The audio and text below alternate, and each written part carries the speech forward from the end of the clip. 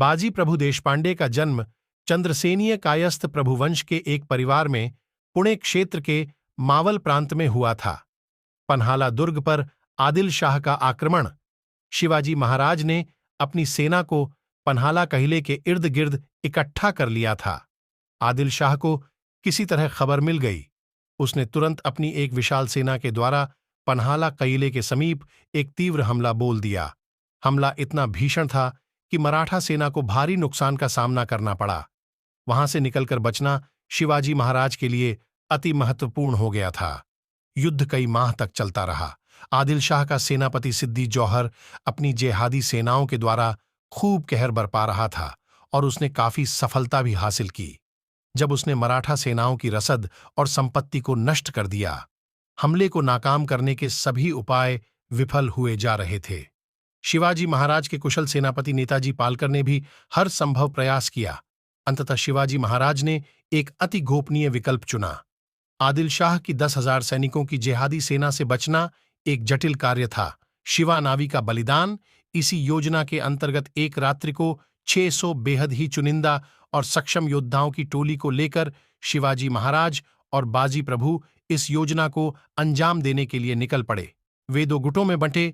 एक गुट की अगुवाई शिवाजी महाराज के हमशक्ल शिवा नावी कर रहे थे और दूसरे कि खुद शिवाजी महाराज, जिसमें बाजी भी थे। मुगल सेना ने शिवाजी महाराज समझकर शिवा नावी की सेना पर आक्रमण कर अपनी सारी क्षमता उस दिशा में ही लगा दी। आदिल शाह की जेहादी सेनाओं ने शिवा नावी को शिवाजी महाराज समझकर अगुवा कर लिया और उनका शीर्ष मर्दन कर दिया। शिवा नावी के इस महान बलिदान के कारण शिवाजी महाराज और बाजी प्रभु को अपनी मुहिम के लिए और अधिक समय मिल गया। मुगलों से युद्ध, इस छल का पता चलते ही मुगल सेनाएं छटपटाकर अपने बाल नोचने लगीं और असली शिवाजी महाराज की तलाश में निकल पड़ी। परंतु तब तक शिवाजी महाराज और उनकी सेनाएं पुरजोर लगाकर वहां से जितनी दूर हो सके निकल चुकी थीं।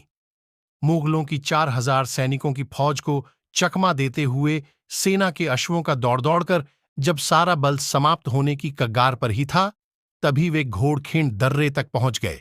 यही वह ऐतिहासिक पल था जब बाजी प्रभु ने अपने ऊपर मुगलों को पूरी तरह से धूल चटाने की जिम्मेदारी ली। उन्होंने अपने साथ कुल 300 मराठा सैनिकों को लिया और शिवाजी महाराज से आगे विशालगढ़ की ओर बढ़ने के लिए कहा। इस प्रकार वे मुगलों से लड़कर शिवाजी महाराज और उनकी बची हुई सेना को सकुशल विशालगढ़ किले तक पहुंचाने में मददगार रहे। शिवाजी महाराज यह सुनकर बाजी प्रभु की वीरता से स्तब्ध रह गए और अनमने भाव से अपनी सेना के साथ विशालगढ़ की ओर चल दिए। घोड़खिंड में मराठा सूरमाओं ने अपने जौहर का वह सैलाब बरपाया जिसका इतिहास साक्षी है। हर हर महादेव की प्रचंड हुंकारों के साथ ही मराठा सेना भूखे शेरों की तरह मुगलों पर टूट पड़ी। बाजी प्रभु की सेना की संख्या बहुत ही अल्प थी। मुगल सेना का सिर्फ 1/100वां हिस्सा। हर तरफ भीषण नरसंहार का मंजर फैल चुका था। जिहादी अपने आक्रमणों में बर्बरता का उपयोग करे जा रहे थे, पर बाजी प्रभु देशपांडे उस वीरता की परम गाथा का नाम है जो कि शत्रु की राह में एक भीमकाय चट्टान की तरह खड़े रहे। उन्होंने दोनों हाथों में एक तलवार ली और अपनी पूर्ण शक्ति से मुगलों को मौत के घाट उतारते रहे। शीघ्र ही उनके तन पर चोटों और घावों की संख्या इतनी बढ़ गई कि ऐसा लगने लगा मानो कभी भी उनके प्राण तन को त्याग सकते हैं।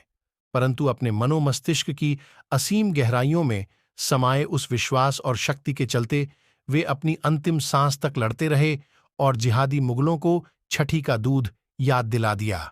उनका शरीर रक्त से लटपट और तलवारों और भालों के घावों से छलनी हो गया था, पर वे डटे रहे।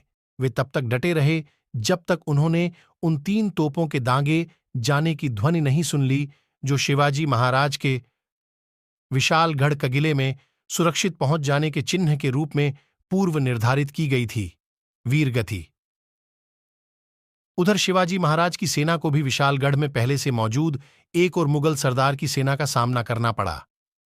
उनसे जूझते हुए लगभग सुबह हो चली थी और सूर्योदय तक आखिरकार शिवाजी महाराज ने उन 3 तोपों को दाग दिया जो बाजी प्रभु को एक इशारा थी। बाजी प्रभु यद्यपि तब तक जीवित तो थे, परंतु लगभग मरणासीन हो चुके थे। उनके सभी साथी सैनिक हर हर महादेव का उद्घोष करते हुए बाजी प्रभु देशपांडे को उठाकर दर्रे के पार पहुंच गए। परंतु तभी एक वीर विजयी मुस्कान के साथ बाजी ने अपनी अंतिम सांस ली और परमात्मा में लीन हो गए। इसी के साथ भारतीय इतिहास के पन्नों पर वीर बाजी प्रभु देशपांडे का नाम कभी नहीं मिट सकने वाली स्याही से अंकित हो गया। बाजी प्रभु देशपांडे की वीरगति का समाचार सुनकर शिवाजी महाराज का हृदय भर आया। बाजी प्रभु को एक भावभीनी श्रद्धांजलि देते हुए उन्होंने घोड़खिंड दर्रे का नाम पावन खिंड रखा, जो दर्शाता था कि बाजी प्रभु के रक्त से वह पावन हो चुका था। ऐसे बहादुर वीर योद्धा को शत शत नमन। इस वीडियो में दी गई जानकारी आपको पसंद आई हो तो वीडियो को लाइक, शेयर और सब्सक्राइब जरूर करें। धन्यवाद।